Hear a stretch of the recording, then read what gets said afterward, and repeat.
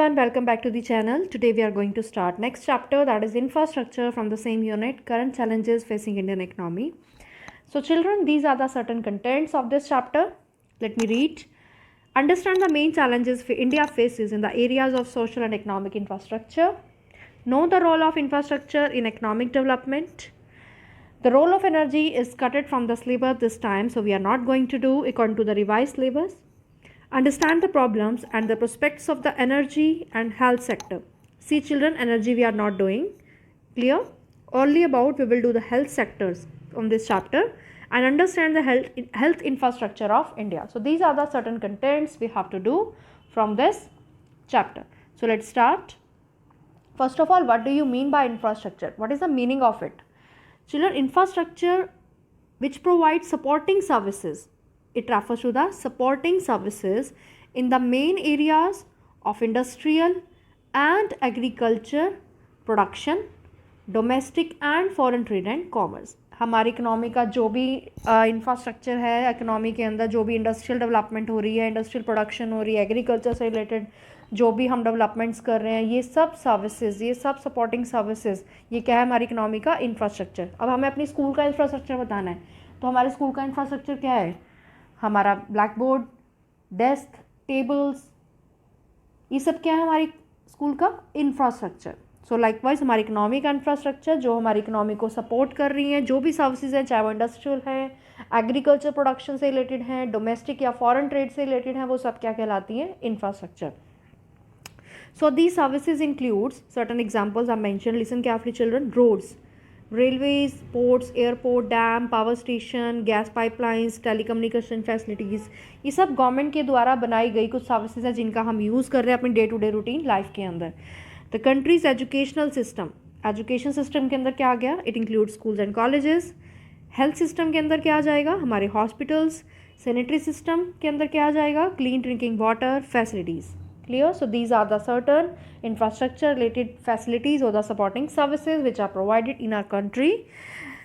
हमारा monetary system के अंदर क्या आ गया? देखो हमने क्या क्या बताया अभी, हमारी सर्विसेज कौन कौन सी हैं. उसके बाद हमारा एजुकेशन सिस्टम के अंदर क्या इंक्लूड है, हमारी हेल्थ सेक्टर के अंदर क्या इंक्लूड है, सैनिटरी सिस्टम में क्या इंक्लूड है. और अब बात करते हैं मॉनिटरी सिस्टम की. तो मॉनिटरी सिस्टम में क्या आ जाता है? हमारी कंट्री के बैंक्स, इंश्योरेंस, फाइनेंशियल इंस्टीट्यूशंस. लेकिन ये सब टोटल में ये सब है क्या हमारी इकोनॉमी का? इंफ्रास्ट्रक्चर. ये सब एग्जांपल्स क्या शो कर रहे हैं? हमारी कंट्री का इंफ्रास्ट्रक्चर. अब बात करते हैं इकोनॉमी की इंफ्रास्ट्रक्चर की क्लासिफिकेशन की. हमारा जो इंफ्रास्ट्रक्चर है बेटा वो 2 कैटेगरीज में डिवाइड हुआ है, इकोनॉमिक एंड सोशल इंफ्रास्ट्रक्चर. ठीक है. अब इन दोनों में क्या डिफरेंस है? इकोनॉमिक एंड सोशल इंफ्रास्ट्रक्चर में हमारा जो सोशल इंफ्रास्ट्रक्चर है वो हेल्थ, एजुकेशन से रिलेटेड है, जिसका काम है ह्यूमन रिसोर्सेज को इम्प्रूव करना, ह्यूमन कैपिटल को रेज करना. इस पे जो खर्चा किया जाता है उससे ह्यूमन कैपिटल रेज होता है. लेकिन इकोनॉमिक इंफ्रास्ट्रक्चर क्या है? लाइक एनर्जी, ट्रांसपोर्टेशन, कम्युनिकेशन, ये हमारी इकोनॉमिक इंफ्रास्ट्रक्चर है. इसका मोटिव क्या है? इकोनॉमिक डेवलपमेंट करना. तो ये इसका मोटिव क्या है? इस पे जो खर्चा किया जा रहा है ये किस चीज़ को बढ़ाएगा? फिजिकल कैपिटल को रेज करेगा, फिजिकल कैपिटल के स्टॉक को रेज करेगा. So see the difference. Social infrastructure it helps the economic system from outside, बाहरी रूप से कर रहा है, इनडायरेक्ट वे में कर रहा है. लेकिन इकोनॉमिक सिस्टम इनसाइड, डायरेक्टली कर रहा है. It will directly improve our economic system. Social infrastructure क्या कर रहा है? इसका काम क्या है? ह्यूमन रिसोर्सेज की क्वालिटी को इम्प्रूव करना, यानी ह्यूमन कैपिटल फॉर्मेट करना. लेकिन इकोनॉमिक इंफ्रास्ट्रक्चर क्या कर रहा है? देखो अब एजुकेशन जितनी ज़्यादा होगी, हेल्थ सिस्टम इंप्रूव होगा, तो उससे क्या होगा? हमारा ह्यूमन रिसोर्स डेवलप होगा. तो that is social infrastructure. Economic infrastructure का काम क्या है? इकोनॉमिक रिसोर्सेज की क्वालिटी को इम्प्रूव करना. ठीक है. अब देखो इकोनॉमिक वर्ड इंफ्रास्ट्रक्चर किससे रिलेटेड हो गया? इकोनॉमिक रिसोर्सेज से. और सोशल किससे रिलेटेड है? हमारे ह्यूमन रिसोर्सेज से, ह्यूमन कैपिटल को इम्प्रूव करना. यानी इकोनॉमिक इंफ्रास्ट्रक्चर फिजिकल कैपिटल को रेज कर रहा है, सोशल कैपिटल ह्यूमन कैपिटल को रेज कर रहा है. Sorry. So this is the difference between two, social infrastructure and economic infrastructure. So I repeat the types of infrastructure. Economic infrastructure includes irrigation, power, energy, transportation, communication. And social infrastructure include education, health, sanitation, water supply and housing, जो society की welfare में लगा हुआ है, education, health, sanitation, water supply, housing, economic infrastructure children, irrigation and power, transport and communication. Now what is the importance of infrastructure? इसकी importance क्या है? Basic requirements जो हमारी इकोनॉमी की ग्रोथ के लिए ज़रूरी हैं उनको पूरा कर रहे हैं, ठीक है, चाहे वो एग्रीकल्चर से रिलेटेड हो, इंडस्ट्री से रिलेटेड हो, हमारी प्रोडक्शन रिलेटेड हो, तो ये सब हमारी इंफ्रास्ट्रक्चर की इम्पॉर्टेंस है. जितनी भी फैसिलिटीज़ है हमारी इकोनॉमी के अंदर, road, railway, ports, airport, telecommunication services, हमारा इंडस्ट्रियल सिस्टम, ये सब किसके क्या है? हमारी इकोनॉमी का इंफ्रास्ट्रक्चर. तो इन चीज़ों की बहुत इंपॉर्टेंस है. लाइक अगर हम इंडस्ट्री की बात करें, हमारा इंफ्रास्ट्रक्चर है जो, ये एक सपोर्ट सिस्टम है हमारी इकोनॉमी का. इंफ्रास्ट्रक्चर हमारी इकोनॉमी का सपोर्ट सिस्टम है जो कि इन इंडस्ट्रीज़ के मॉडर्न वर्किंग के ऊपर, इनके प्रॉपर वर्किंग के ऊपर डिपेंड कर रहा है कि किस तरीके से efficiently and properly they are working. जितने ज़्यादा प्रोडक्शन होगी, जितना ज़्यादा काम होगा, उतना ही ज़्यादा क्या होगा? इकोनॉमी की डेवलपमेंट, ग्रोथ होगी. कैसे होगी? क्योंकि वहाँ प्रोडक्शन होगी, एम्प्लॉयमेंट जनरेट होगा, इनकम जनरेट होगी, अदर सेक्टर्स में भी प्रोडक्शन बढ़ेगी, सर्विस सेक्टर की भी इंप्रूवमेंट होगी. साइड बाय साइड हमारा जो एग्रीकल्चर सेक्टर है, प्राइमरी सेक्टर है, वहाँ से रॉ मटेरियल परचेज़ किया जाएगा, उन्हें भी फ़ायदा होगा. और जितना ज़्यादा एग्रीकल्चर डेवलप होगा, उससे क्या होगा? साइड बाय साइड जो हमारी रॉड, डैम, ब्रिज, इनकी वजह से क्या होगा? ये इंफ्रास्ट्रक्चर तो रेज हो ही रहा है. रोड लिंकेजेस की वजह से हमारी प्रोडक्शन एक जगह से दूसरी जगह जाना पॉसिबल हो गई, तो ट्रांसपोर्टेशन को काम मिल रहा है. हम मॉडर्न टेक्निक्स यूज़ कर रहे हैं, मॉडर्न फैसिलिटीज़ को यूज़ कर रहे हैं, like high variety seeds, chemicals, fertilizers and tools you are using. So what we need? Expenditure on this. Infrastructure बढ़ रहा है हमारी इकोनॉमी का, हमारी कंट्री को फ़ायदा हो रहा है, प्रोडक्शन रेज हो रही है. सो second point what I have written here, I have first point is clear, basic requirement for economic growth rates could have been higher with better infrastructure. जितना ज़्यादा इंफ्रास्ट्रक्चर रेज होगा हमारी इकोनॉमी की, उतनी ज़्यादा ग्रोथ और डेवलपमेंट होगी, लोगों की लाइफ की जो क्वालिटी है वो रेज होगी, स्टैंडर्ड ऑफ लिविंग चेंज होगा, क्योंकि अच्छी फैसिलिटीज़ मिलेंगी तो standard of living automatically change होगा. इनकम जनरेट होंगी, खर्चे बढ़ेंगे, तो हमारी इकोनॉमी की प्रोडक्शन तो हो रही है, डेवलपमेंट तो हो रही है, ग्रोथ भी हो रही है, साथ साथ लोगों की लाइफ की क्वालिटी भी रेज हो रही है. सो ये ज़रूरी है लोगों की लाइफ की क्वालिटी को अच्छा करने के लिए, उसे इम्प्रूव करने के लिए. So it gives positive impact on human develop indices.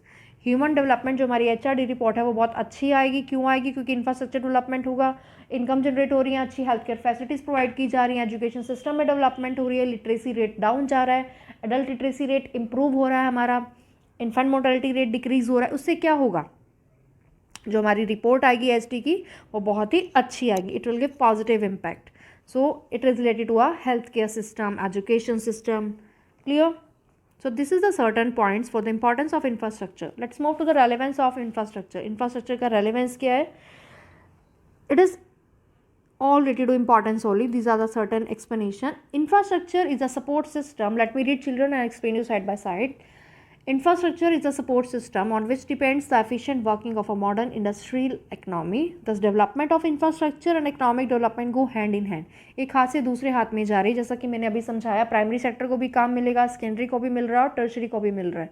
तो एक हाथ से दूसरे हाथ काम ऑटोमेटिकली जाएगा. जितनी ज़्यादा प्राइमरी सेक्टर में डेवलपमेंट होगी, रॉ मटेरियल पर प्रोड्यूस होगा, उतनी ही ज़्यादा सेकेंडरी सेक्टर खरीदेगा, उसे फिनिश गुड्स में कन्वर्ट करेगा. देन वो प्रोडक्शन सर्विसेज का यूज़ करते हुए, ट्रांसपोर्टेशन, बैंकिंग, क्रेडिट, इनका यूज़ करके क्या करेगा? उसे अदर एरियाज़ में भेजेगा. इन सर्विसेज का यूज़ करेंगे हम लोग. ये क्या हुआ? तीनों सेक्टर एक दूसरे के ऊपर डिपेंडेंट है. तो इंफ्रास्ट्रक्चर जो है हमारा इकोनॉमी का सपोर्ट सिस्टम है. That is important point.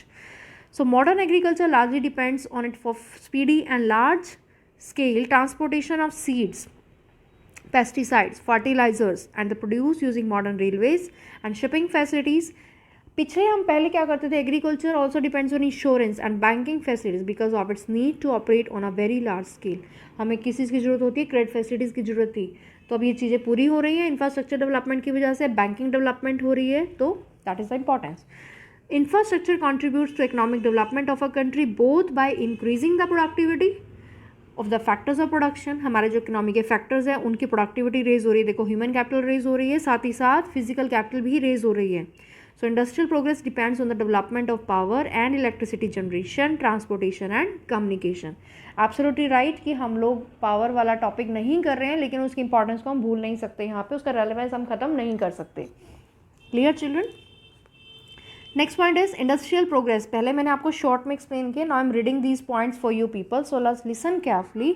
Industrial progress depends on the development of power and electricity generation, transportation and communications.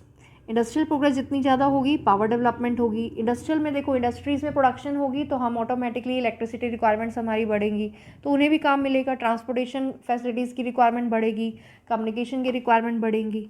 Improvement in water supply and sanitation have a large impact by reducing morbidity. अब उससे क्या हो रहा है, देखो जो हमारी maternity rate जो हमारा बढ़ रहा था, इन्फेंट मोर्टेलिटी रेट जो रेज हो रहा था वो रिड्यूस होगा. अच्छी इंप्रूवमेंट हम होगी जब हमारी वाटर सप्लाई अच्छी होगी, सैनिटेशन रिक्वायरमेंट चेंज हो जाएंगी, उसमें हम मिलावट नहीं कर रहे, माल न्यूट्रिशन प्रॉब्लम नहीं अराइज हो रही हैं, हेल्थ केयर सिस्टम अच्छा दिया जा रहा है, तो उससे लोगों के अंदर डिसीज़ की जो प्रोबेबिलिटी है वो कम होनी शुरू हो जाएगी. The quality of transport and communication infrastructure can affect access to health care. The quality of transport and communication infrastructure can affect access to healthcare. Affects access to healthcare means देखो transportation की जो quality है communication की किससे जुड़ी है, health care से. इनएडिक्वेट infrastructure give multiple adverse effects on health. जितनी ज़्यादा हमारी इंफ्रास्ट्रक्चर डेवलप होगा तो हेल्थ की जो प्रॉब्लम्स है वो उसमें भी इंप्रूवमेंट होगी.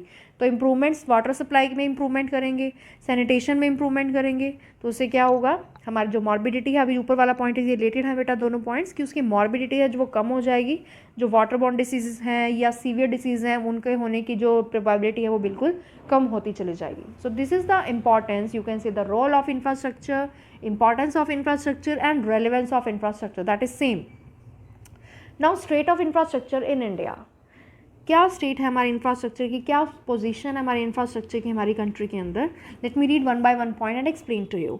Traditionally, the government has been solely responsible for developing the country's infrastructure, but it was found that the government's investment in infrastructure was inadequate. ये पाया गया कि गवर्नमेंट खर्चा कर रही है, कोई इसमें मतलब कोई प्रॉब्लमेटिक इशू नहीं है कि वो इंफ्रास्ट्रक्चर डेवलपमेंट में खर्चा क्यों कर रही है, इसमें कोई दो राह नहीं है कि वो खर्चा कर रहे हैं, बिल्कुल कर रहे हैं, एब्सोल्युटली खर्चा हो रहा है, लेकिन उतना नहीं हो रहा जितना कि होना चाहिए. तो रिक्वायरमेंट किसकी आई कि प्राइवेट सेक्टर भी अपना शेयर उसके अंदर डाले. So today the private sector by itself अपने आप से आ रहा है, and also in joint partnership with the public sector. तो या तो वो अकेला काम कर रहे हैं या मिलके काम कर रहे हैं. जैसे कि हमारा जिंदल है, देखो अकेला काम कर रहा है, जॉइंट पार्टनरशिप में भी काम चल रहा है पब्लिक सेक्टर के साथ, which has started a playing a very important role in infrastructure development. Though it is wisely understood that infrastructure is the foundation of development, so we have to keep in mind infrastructure हमारा support system है, ये हमारी country की development की foundation है. जितना ज़्यादा infrastructure development होगा, एम्प्लॉयमेंट जनरेट होगा, पॉवर्टी रिड्यूस होगी, इनकम रेज होगी, प्रोडक्टिविटी बढ़ेगी, इकोनॉमी की ग्रोथ और डेवलपमेंट होगी, जीडीपी रेज होगी, हमारी नेशनल इनकम रेज होंगी. So though it is widely understood that infrastructure is the foundation of development, India is yet to wake up to the call. India invests only 30% of its GDP on infrastructure, which is far below that of China and Indonesia. अगर हम other country से compare करें, हमारी India का expenditure बिल्कुल कम है, that is 30% of its GDP, gross domestic production. Some economies have projected that India will become the third biggest economy in the world a few decades from now. Let's see. From that to happen, India will have to boost its infrastructure investment. उसके लिए पहले हमारी country के अंदर investment को raise करना होगा, तभी हमारी कंट्री आने वाले समय में डेवलप्ड हो सकती है, अदरवाइज वो डेवलपिंग प्रोसीजर में ही रहेगी. अब एक क्वेश्चन है बेटा, अगर मैं आपसे पूछूं, why has public partnership started playing a very important role in infrastructure development? What will be the answer? Think. I repeat, why has public partnership started playing a very important role in infrastructure development? अभी मैंने आपको समझाया, जो हमारा first point था, that will be the answer. Listen carefully. Traditionally, the government has been solely responsible for developing the country's infrastructure, but it was found that the government's investment in infrastructure was inadequate. Therefore, public-private partnership has started playing a very important role in infrastructure development. So that is the answer for this question. Now let's move to the next. State of rural infrastructure in India. Rural infrastructure की क्या state है हमारी economy के अंदर. So these are the main points. Let me read and explain to you. A majority of our people live in rural areas. हमारी economy की जो majority है वो रूरल एरिया से बिलोंग करती है. Despite so much technical progress in the world, rural women are still using biofuels such as crop residues, dung, fuel wood to meet their energy requirement. यानी घर में चूल्हा जलाने के लिए उनको किसी चीज़ की ज़रूरत होती है, लकड़ियों की, फ्यूल वुड की, जिसको वो खुद इकट्ठा करने के लिए इधर उधर घूमती हैं, लेके आती हैं और फिर आग जलती है घर में, फिर खाना बनता है. That is a simple procedure which are continued in certain basic और you can see the rural areas till now. So they walk long distance, उन्हें बहुत दूर तक जाना पड़ता है फ्यूल इकट्ठा करने के लिए, यानी मिट्टी का तेल लेने के लिए, पानी के लिए और अदर बेसिक एमेनिटीज और needs which are required for such food and all. So the census 2011 shows that in rural India only 56% households have an electricity connection. सिर्फ 56% पॉपुलेशन जो थी रूरल एरिया की 2011 का सेंसस बता रहा है कि सिर्फ 56% लोगों के पास बिजली का कनेक्शन था. 43% स्टिल कैरोसिन से काम चला रहे थे, यानी वो होते थे ना लैंटेन एंड ऑल, उससे काम चल रहा है. So about 85% of the rural household use biofuels for cooking. कोई गैस कनेक्शन नहीं है, किस चीज़ का यूज़ कर रहे हैं? बायोफ्यूल सिस्टम का. And tap water availability is limited to only 31%. पीने का पानी एक टाइम आएगा, वो थोड़ा सा आएगा तो सब एक साथ लाइन लगा के खड़े होंगे तब पानी मिलेगा. About 69% of the population drinks water from open sources. कहाँ से पानी ले रहे थे 69%? जैसे कि वेल से, tanks, ponds, lakes, rivers, canals etcetera. So access to improve sanitation in rural areas was only 30%. कितनी ऐसे इम्प्रूव सैनिटेशन, जो अच्छा लेवल था वहाँ का, क्योंकि जो झुग्गी झोपड़ी है वो ज़्यादा थी वहाँ पे, तो पानी, साफ़ पानी की जो अवेलेबिलिटी थी वो सिर्फ और सिर्फ 30% थी. सो इन एनी कंट्री जैसे जैसे इनकम बढ़ती है the composition of infrastructure requirement also changes. That is the importance. जैसे जैसे आपकी इनकम बढ़ेगी आपकी घर की रिक्वायरमेंट्स भी बढ़ेंगी, हमारी इकोनॉमी की रिक्वायरमेंट भी चेंज होंगी. तो हमारी जो लो इनकम कंट्रीज़ हैं वहाँ की जो इंफ्रास्ट्रक्चर सर्विसेज हैं जैसे कि इरीगेशन, ट्रांसपोर्टेशन, पावर, वो बहुत ही इंपॉर्टेंट है. तो जैसे जैसे इकोनॉमीज़ मैच्योर हो रही है, उनकी जो बेसिक कंजप्शन रिक्वायरमेंट्स हैं, जो डिमांड्स हैं, उन्हें पूरा किया जा रहा है. जो एग्रीकल्चर का शेयर हमारी इकोनॉमी के अंदर वो कम होता चला जा रहा है और सभी सेक्टर की इंपॉर्टेंस बढ़ती चली जा रही है. तो that's why the share of power and telecommunication infrastructure is greater in high income countries. High income countries में किसकी इंपॉर्टेंस है? पावर यानी इलेक्ट्रिसिटी, एनर्जी एंड टेलीकम्युनिकेशन. लेकिन लो इनकम कंट्रीज में किसकी इंपॉर्टेंस है? Irrigation, transport and power. ठीक है, इन चीज़ों की इंपॉर्टेंस है लो इनकम कंट्रीज़ में, और हाई इनकम कंट्रीज़ में इंपॉर्टेंस है power and telecommunication infrastructure. Now about health care sector. अभी मैंने आपको बताया energy is cutted from the syllabus, so let's move to the health care sector now. These are the certain important points. Health is not only absence of disease but also the ability to realize one's potential. एक person का तभी पता चलता है जब उसकी health के ऊपर साथ कोई डिसीज़ नहीं जुड़ा हुआ है, वो बिल्कुल परफेक्ट है, वो बिल्कुल सही है, उसकी एबिलिटी कि उसके अंदर कोई डिसीज़ नहीं है, तो मतलब वो एक हेल्दी पर्सन है. Right. It is a yardstick of one's well being. Health is a holistic process related to the overall growth and development of the nation. It is a yardstick. हम पता कैसे लगाते हैं? एक person की overall development को बताता है हेल्थ. अगर उसके अंदर कोई डिसीज़ नहीं है तो उसको पता चल रहा है कि ओवरऑल वो हेल्दी पर्सन है, उसको कोई डिसीज़ नहीं है, हमारी इकोनॉमी की डेवलपमेंट के लिए बहुत सही है. So generally scholars assess people's health by taking to account. किस चीज़ से उसका पता लगाते हैं हेल्थ का? These are the certain indicators children. Important one: infant mortality rate, maternal mortality rates, life expectancy, nutrition levels, along with the incidence of communicable and non-communicable diseases. इनका कंपैरिजन करके ही पता लगाया जाता है कि एक पर्सन हेल्दी है या फिर non healthy. So what are the indicators of health? This is an important question children, can be asked for 1 mark also. What are the indicators of health for the comparison of different countries in India? So these are the certain indicators like infant mortality rate, maternal mortality rate, nutrition level, life expectancy and so on. Clear? Next now, health infrastructure. इसके क्या significance है? क्या इसके components है?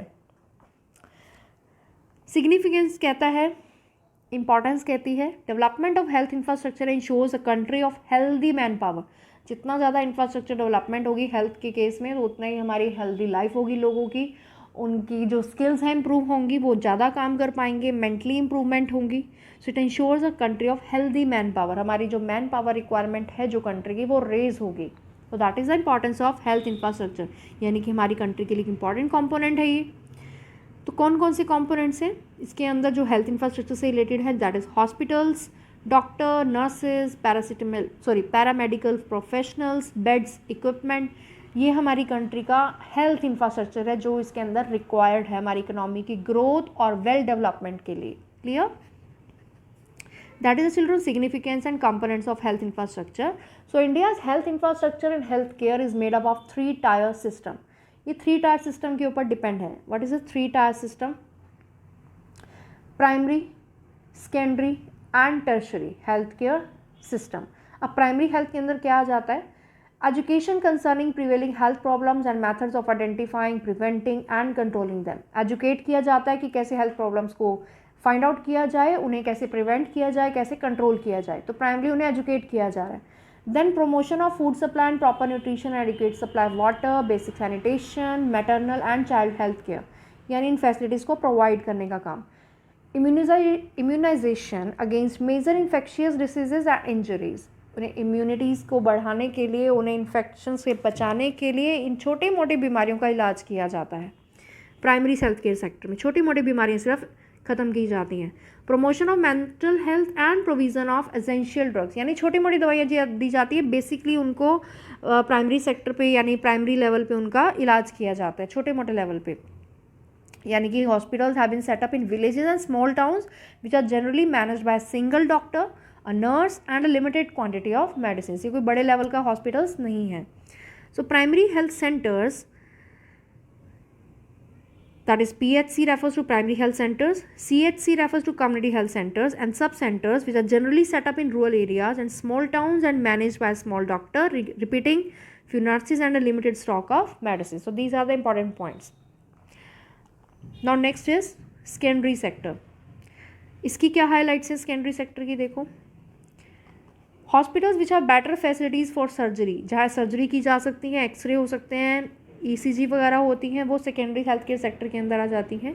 इनका काम है primary health care sector के को फंक्शनिंग करना, उन्हें हेल्थ सर्विसेज प्रोवाइड करना. And they are mostly located in district headquarters and in big towns. ये बड़े बड़े टाउन्स में होता है, रूरल एरियाज़ में नहीं है, बड़ी बड़ी सिटीज़ में, टाउन्स में अवेलेबल है. That is secondary health care sector. हम देखते हैं हमारे अपने एरिया में भी, हमारी सिटी के अंदर एक्सरेज वगैरह जो होते हैं और हम MRI करवाते हैं, ये सब किसके अंदर आते हैं बेटा? सेकेंडरी हेल्थ केयर सेक्टर के अंदर. Third one is tertiary health care sector. Tertiary में क्या आ गया? सर्विस सेक्टर, यानी सर्विसेज प्रोवाइड करना.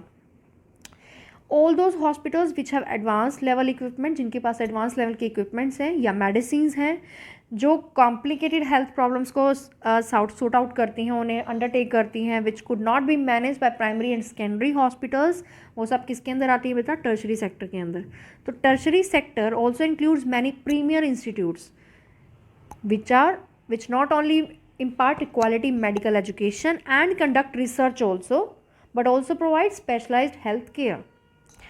Third is some of them are All India Institute of Medical Science, New Delhi Postgraduate Institute in Chandigarh, Jawaharlal Nehru Institute of Postgraduate Medical Education and Research in Pondicherry, National Institute of Mental Health and Neurosciences in Bangalore, All India Institute of Hygiene and Public Health in Kolkata. So these are the certain names of tertiary healthcare sectors which are providing high level services.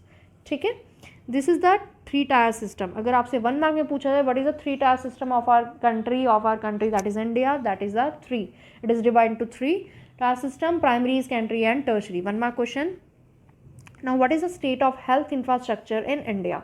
These are the certain points. Let me read fast. In India, where health infrastructure is concerned, the government has a constitutional obligation to guide and regulate all health related issues such as medical education, adulteration of food, drugs and poisons, medical profession, vital statistics, mental efficiency and lunacy.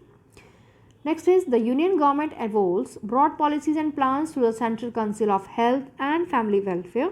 It collects information and renders financial and technical assistance to state government, union territories and other bodies for the implementation of important health programs in the country. Now about healthcare growth. So these are the certain differences of different items from 1951 with 1981, then 2000, then 2017. These are the certain comparisons of public health infrastructure in India from 1951 to 2017. अगर हम hospitals की development देखें, government hospitals की, तो बहुत ज़्यादा development दिख रही है हमें। 51 में फिगर दिख रहा है 2000 के अंदर, और 2017 के अंदर मुझे 5 फिगर्स में दिख रहा है। 51 में 4 फिगर्स और 2017 में 5 फिगर्स में। इट मीन्स बहुत डेवलपमेंट हुई। बेड्स भी बहुत इंप्रूव हुए। डिस्पेंसरीज देखें तो वो भी बहुत ज़्यादा इंप्रूव हुई।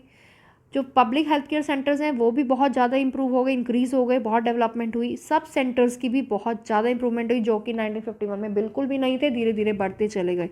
तो हमारे जितने भी सेंटर्स हैं उन सब में बहुत ज़्यादा इंप्रूवमेंट हमें नज़र आ रही है। So now private sector health infrastructure. What are the important points related to this? Listen carefully. In recent times, private sector has grown by leaps and bounds. A study reports that more than 70% of the hospitals in India are run by the private sector. They control nearly 2/5 of the beds available in the hospitals. Nearly 60% of dispensaries are run by the same private sector. They provide health care for 80% of outpatients and 46% of inpatients. In recent times, private sector has been playing a dominant role in provision of medical education and training, medical technology and diagnostics, manufacture and sale of pharmaceuticals, hospital construction and the provision of medical services.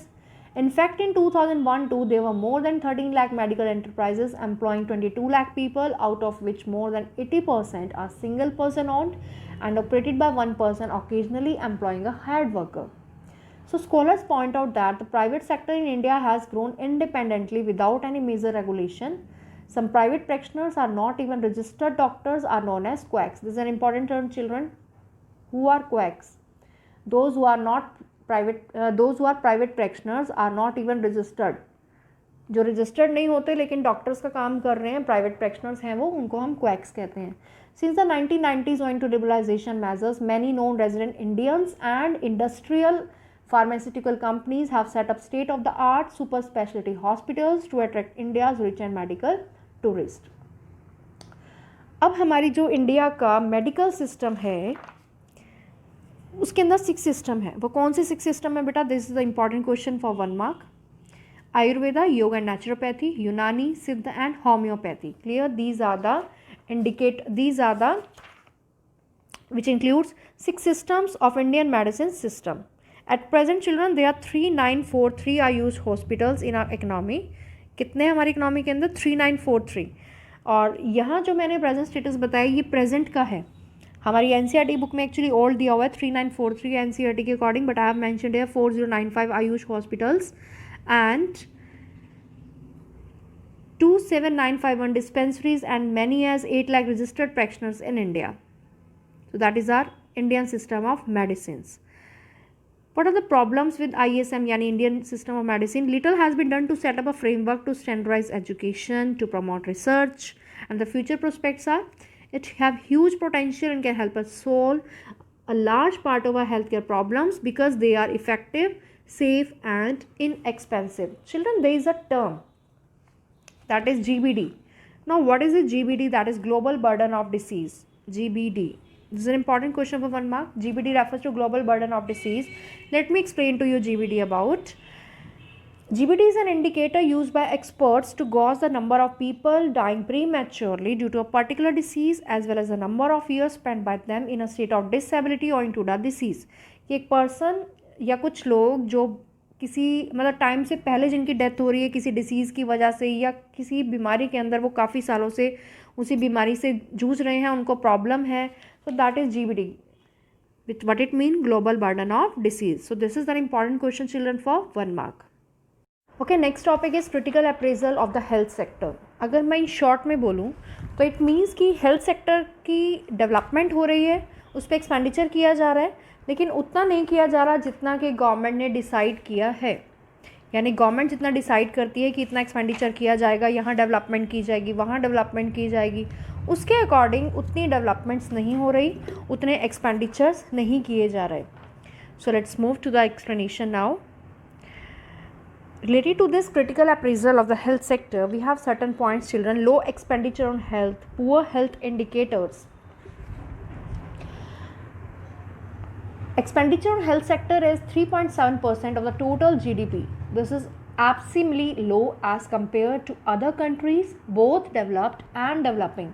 चाहे वो developed countries हो चाहे वो developing countries हो, अगर उनका comparison किया जाए तो हमारी कंट्री बहुत ज़्यादा लो है, क्योंकि यहाँ जो खर्चा किया जा रहा है हेल्थ सेक्टर पे वो बहुत ही कम किया जा रहा है। कितना किया जा रहा है?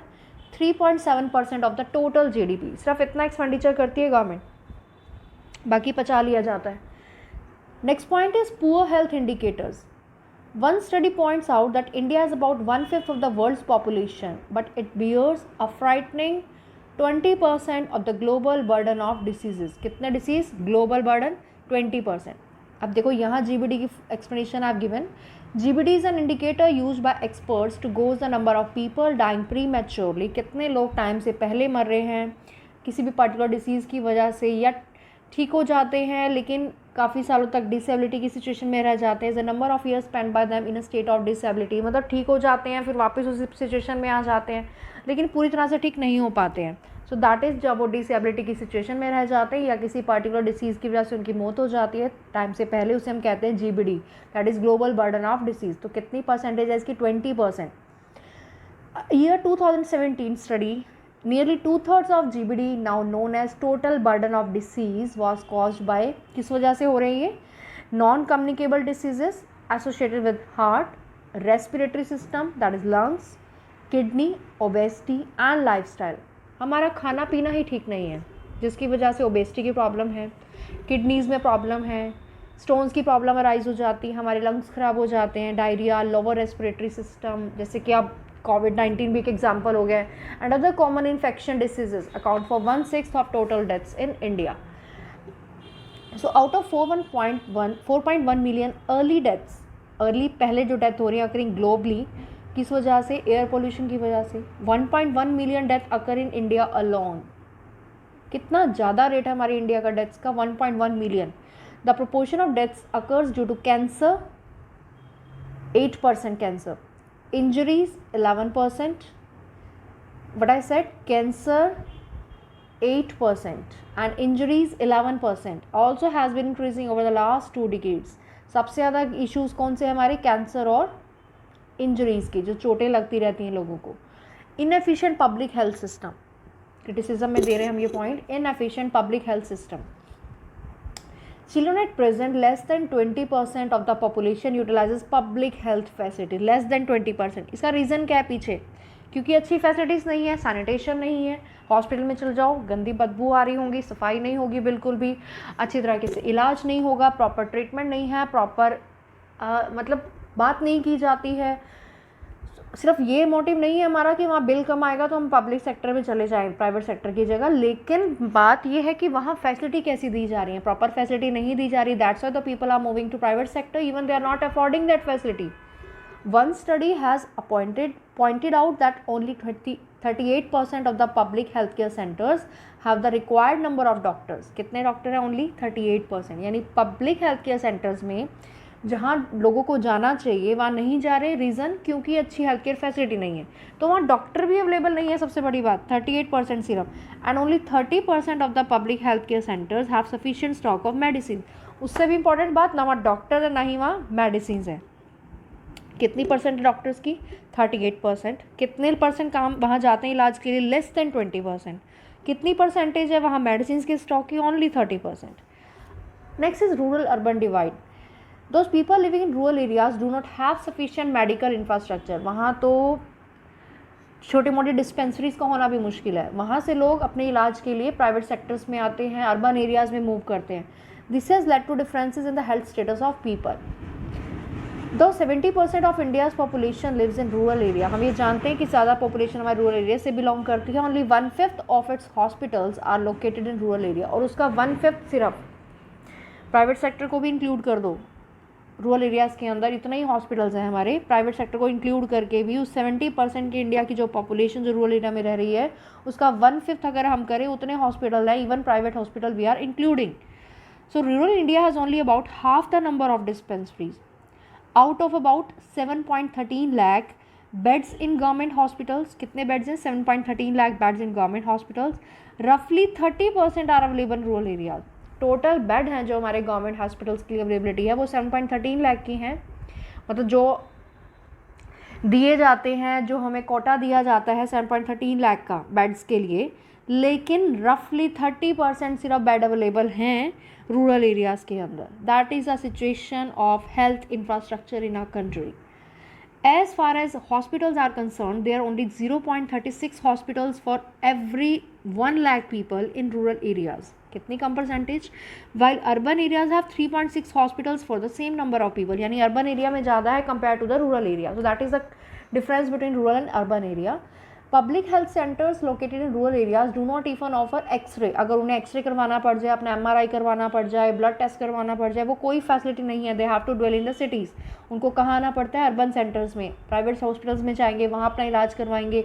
वहाँ जो भी उन्हें एक्सरे जो भी करवाना है वहीं उनको करवाना पड़ेगा. उनके अपने एरियाज़ में, लोकल सेंटर्स में, रूरल एरियाज़ में कोई ऐसी सिटीज़ जो सेकेंडरी सेक्टर अवेलेबिलिटीज़ हैं, वो फैसिलिटीज़ हैं, वो अवेलेबल नहीं हैं.